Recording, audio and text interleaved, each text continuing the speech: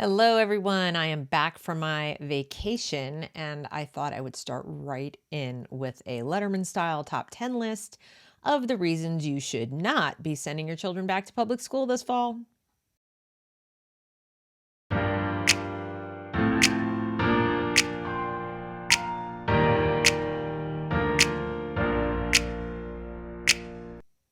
So let's start at the top with number 10. The quality is terrible.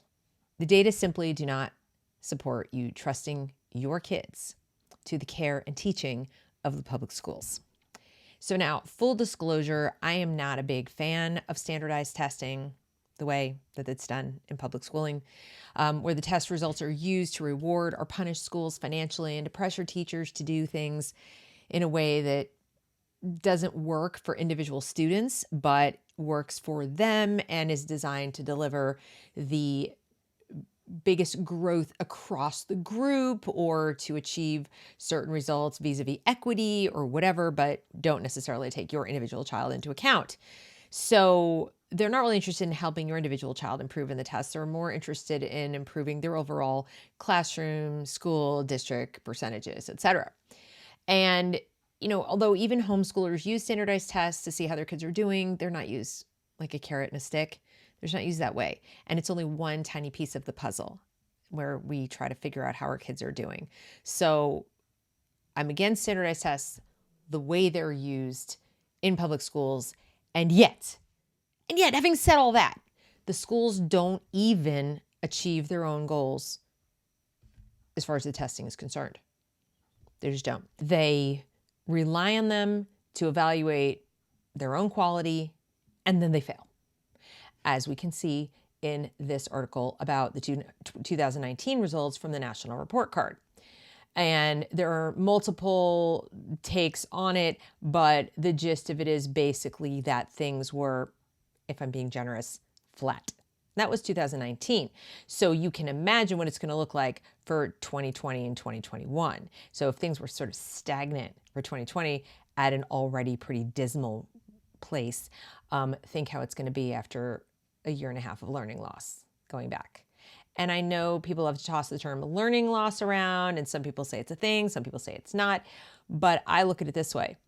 In a public school setting where they are measuring and evaluating and labeling and tracking your kids according to how they are doing on these tests, it's loss in their eyes. It's loss according to their standards.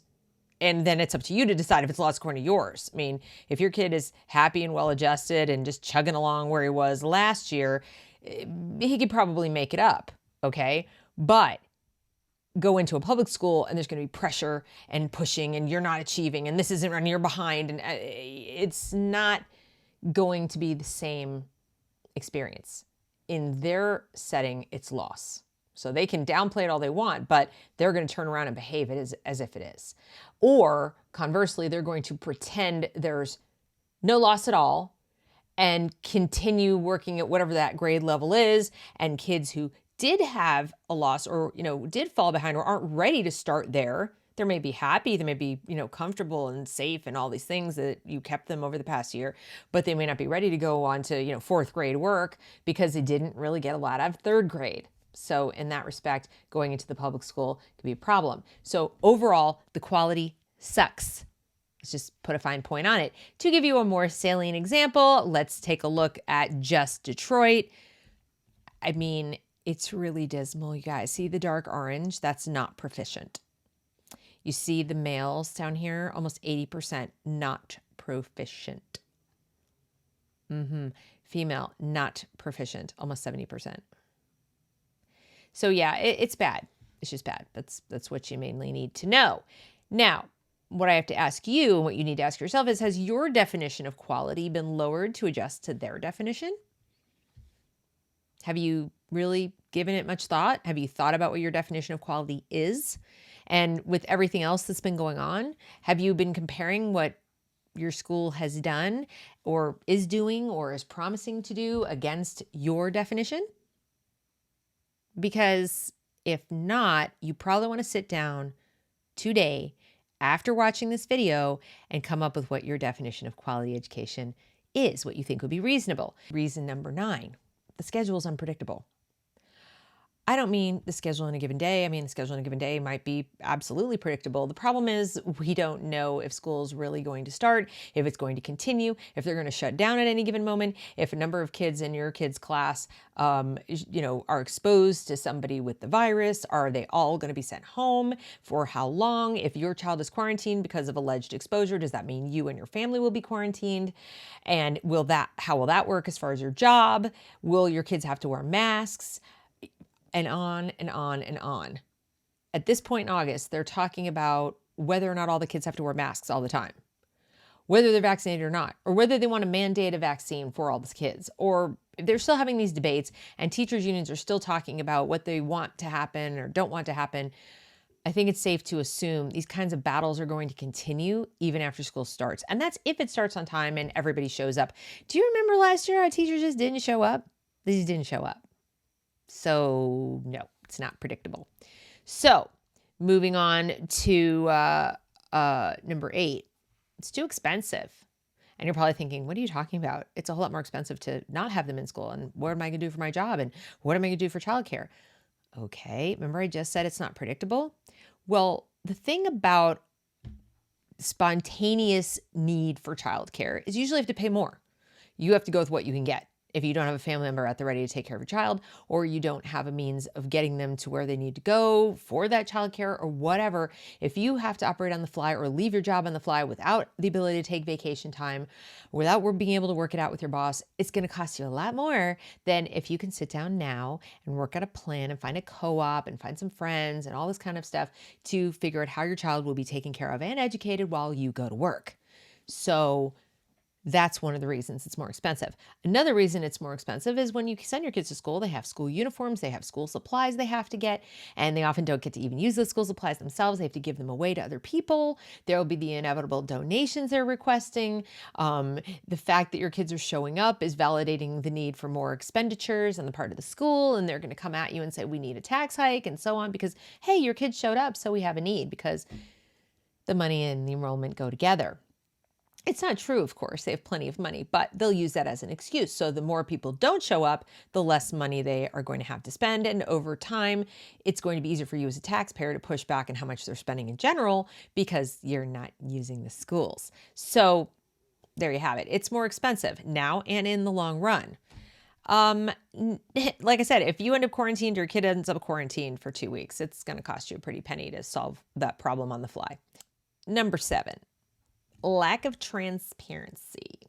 So you learned last year how little you knew about what your kids were learning, and no matter how hard I and others have tried to help you figure out where to find this stuff, it's still really, really hard, even for those of us who know how and where to look. When you try to get access to materials in advance or weigh in on curricula, you're told no, because the materials are proprietary and the company that you're buying them from, leasing them from, renting them from, borrowing them from, whatever, they have some kind of a non-disclosure agreement and they can't show you what your kids are going to be learning, especially about those subjects that you're not really sure you want them to be learning in the first place. All this social justice stuff, woke curricula.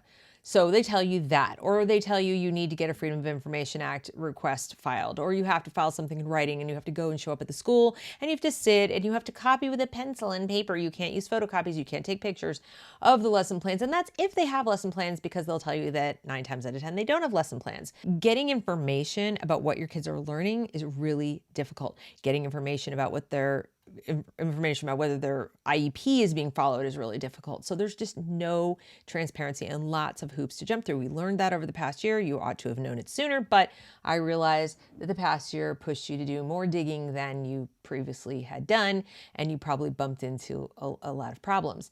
And then if you tried to get that material, you might have faced blowback.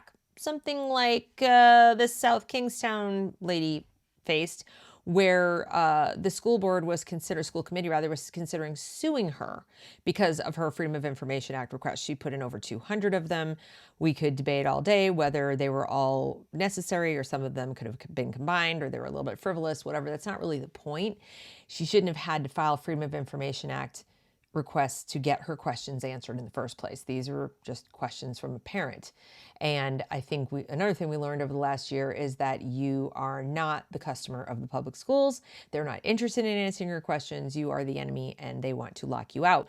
That's something that she faced. Another situation that happened, as I reported on this channel, is that the Rockwood, Missouri school district received an email telling them to hide lessons and materials and assignments from parents. I did a whole video about that. So you've got schools hiding materials. You've got schools telling you can't come and look at them. They're lying about things, etc. Okay. And then, of course, we had the Minnesota girl who was not allowed to tell her parents about the school equity survey. Well, that's kind of illegal because a lot of the questions are personal and have to do with demographic information. And this is a 4th grade student. So yeah, there's that. And that's all about material you might not want them to learn. But what about the material you want them to learn? And how that's being taught. So when you want to find out where's the homework and how are they learning math and what are they reading and, as far as English and what are they going to do grammar and how are they going to do grammar and all those things, they don't even want to tell you that information. So you just have no window into what your kids are learning or not learning. And then if you try to get it, as I said, there could be blowback. There could be some retaliation, which brings me to number 6, which is the risk of retaliation against you and your kids by the adults in the system. So many of you have already, expressed to me over email and in my locals community that you're afraid. You're afraid of posting things on social media about your kids' schools. You're afraid of going to the school board meetings. You're afraid of having it be known amongst your friends that you're opposed to what's going on at school because you are afraid of any kind of blowback that could happen to you at your job if it's a small community, or if you say something online about the school and maybe your boss won't take kindly to it. And you want to be involved, especially this year, because you now are aware of so many things going on, but you're afraid to raise your voice.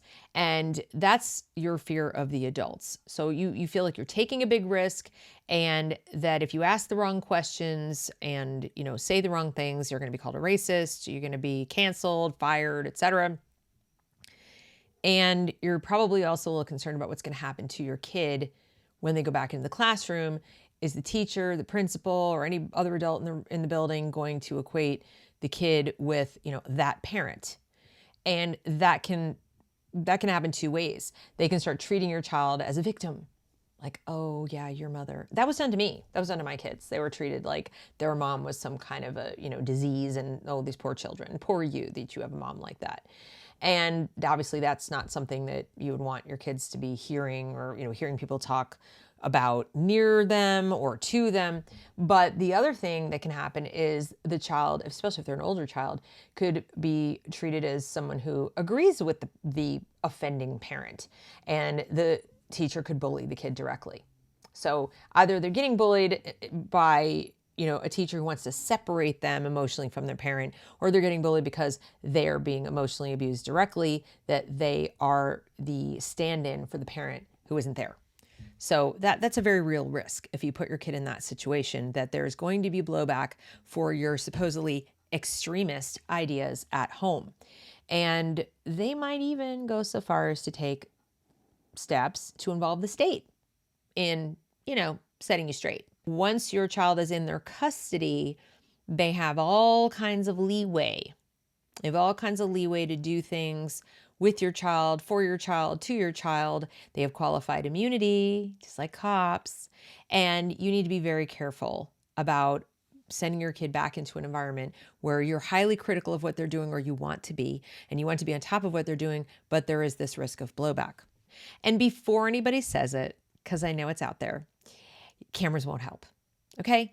You will never get them in the first place unless the teachers in the schools have control over them and when they're on and who gets access to the recordings and why. And there are people already hiding English and social studies lessons, those people in Missouri. Okay? Do you really think it's going to be easier for you to get access to this footage if you need it?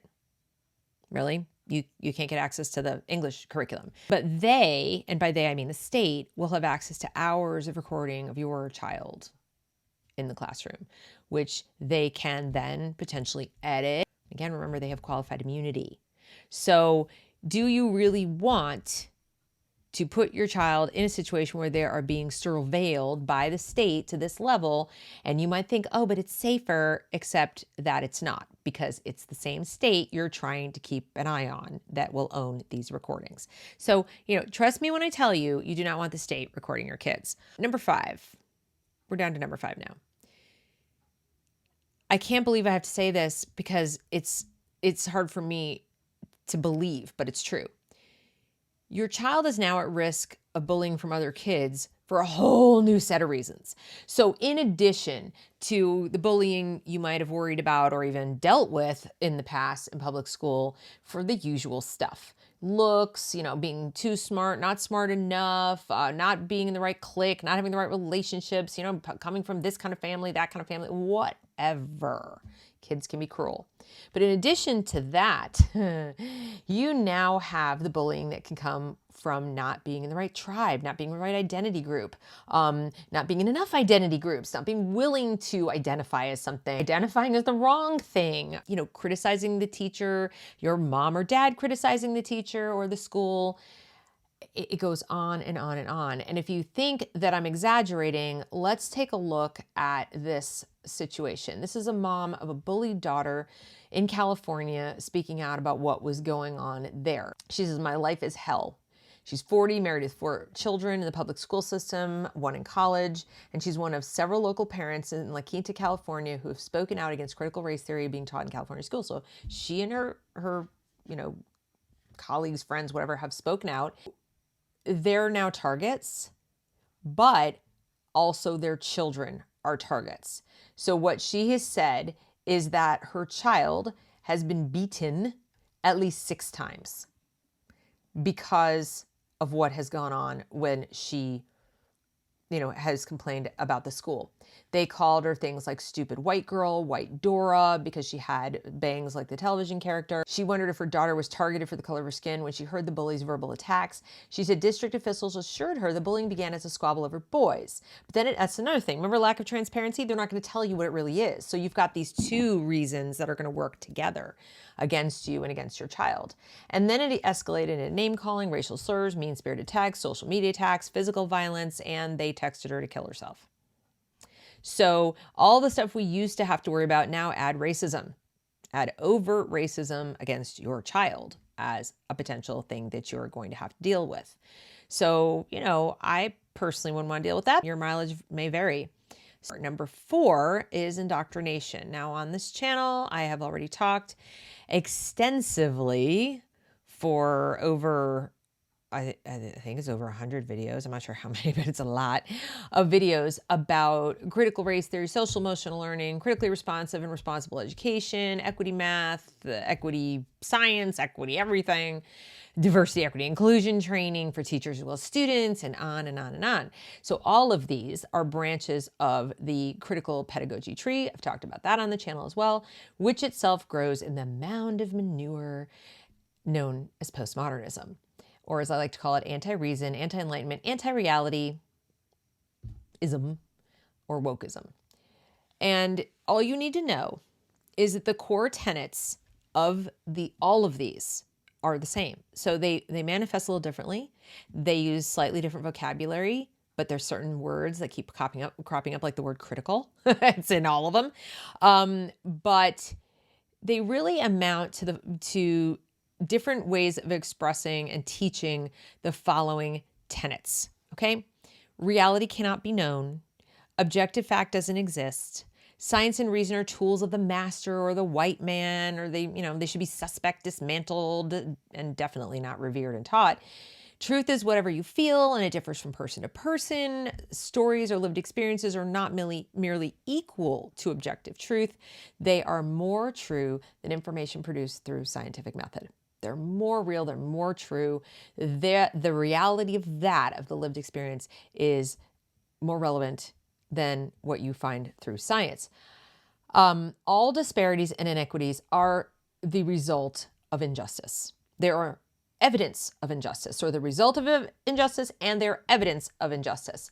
Injustice can only be remedied by taking things away from those who have them and redistributing them to those who don't. Then apparently we have justice when everyone has the same or something, or at the very least when white people have less. The nuclear family should not be trusted. So mom, dad, or mom and mom, or dad and dad, that's you.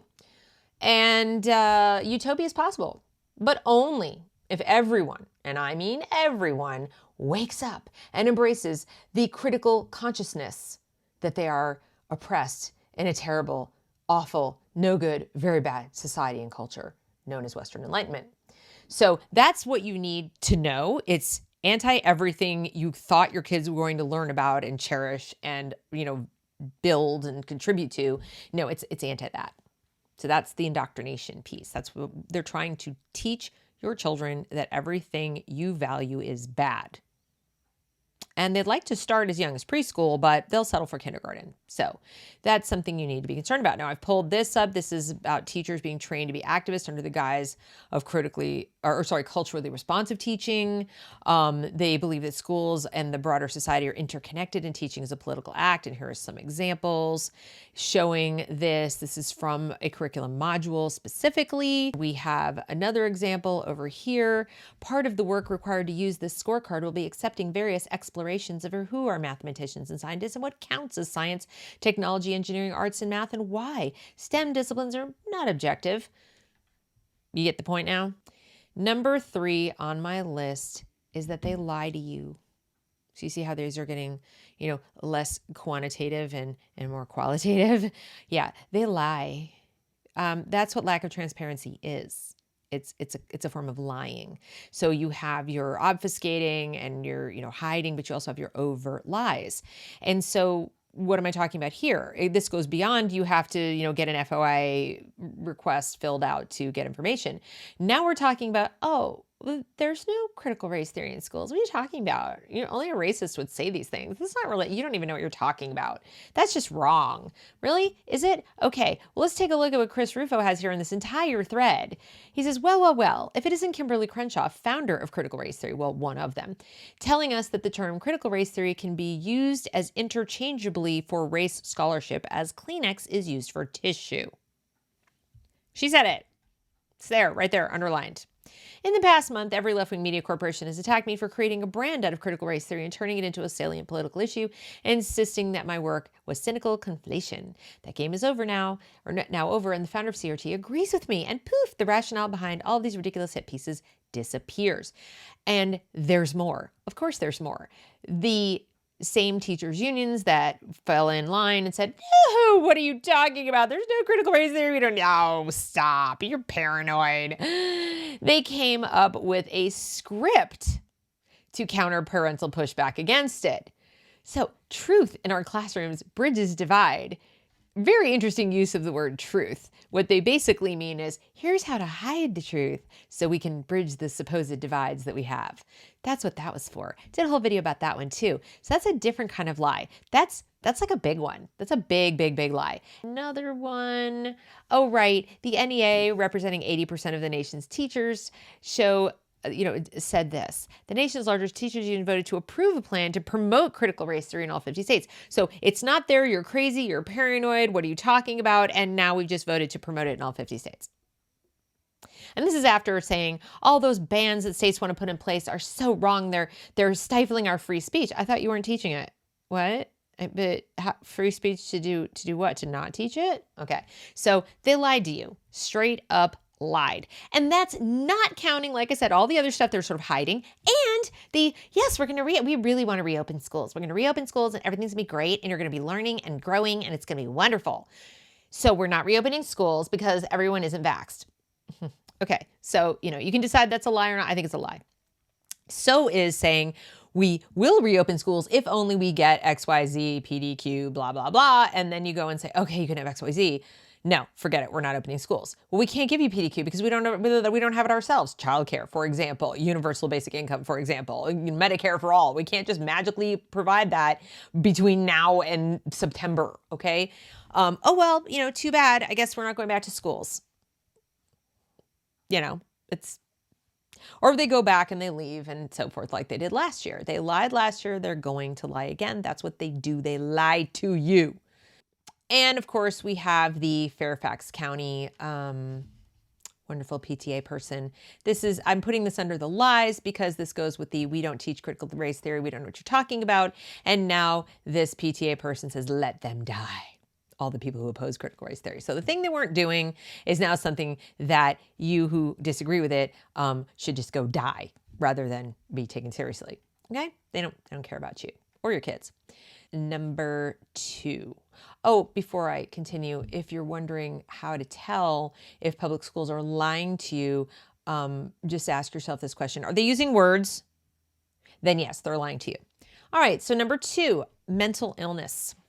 I've put this at number 2, so you can see it's right near the top, because everything I've just described, even if only 1 or 2 apply in your particular school. And what I found is a lot of parents go, well, but my school is just fine. All those other schools are terrible, but mine is good. Okay, super, wonderful. Yours is fine. However, if even one of these things is even halfway as bad as I have said it is, whether it's the quality, the lack of transparency, the lying, all of it, the lack of predictability, and all of that, even one of those things can cause mental illness or anxiety at the very least in your child. There are some who would say, that public school in general is anxiety inducing in all but the most stalwart of children. Like, we're talking impervious to anything kids. And those kids are not the norm, all right? Most kids are sensitive little beings. And so, they might not be super sensitive, but imagine if they are. These would put most of us in a position where we would be, checking our pulse and, needing some help for our anxiety. And now we're talking about children who don't have the same frame of reference or context or, way of dealing with things that we do. And, I would ask you to seriously consider what you want for your child as far as their childhood. What do you want it to be like for them to be a child? How do you want them to look back on their childhood? Do you want them to have fond memories of being a kid? Or do you want it to be like this thing they survived? Because a lot of people who are now adults will tell you, I hated school. I hated public school. Or the thing they liked about it was recess. Or the thing they liked about it was seeing their friends. Or the thing they liked about it was lunch. Okay, but everything else was like, oh God, I wouldn't go back if you paid me. Is that, they get to be kids for such a short period of time. Is that what you want for them? It's not what I wanted for my kids. So even if the quality was superb, I would still be worried about the mental health impact of being in public schools with everything going on right now in America. Politically, in terms of, the health issues, in terms of the curriculum. Yeah, there's a lot going on. Just to give you a little list of things to think about specifically, let's take some inventory. You've got the pressure to learn skills before they're developmentally ready. You've got exposure to material that is developmentally inappropriate about everything from politics to sex. You've got being explicitly told there's something wrong with them or inborn that will cause them pain or problems in life, and that someone else has to do something about, or that they have to reject who they are, their family, or their heritage or something in order to feel okay in the world.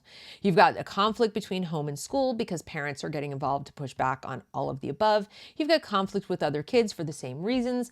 You've got being explicitly taught to think in distorted terms and use bias and stereotypes to understand the world rather than their own 5 senses, logic, and reason. You've got being explicitly taught to find the worst in everyone and to be afraid they're doing the same to you.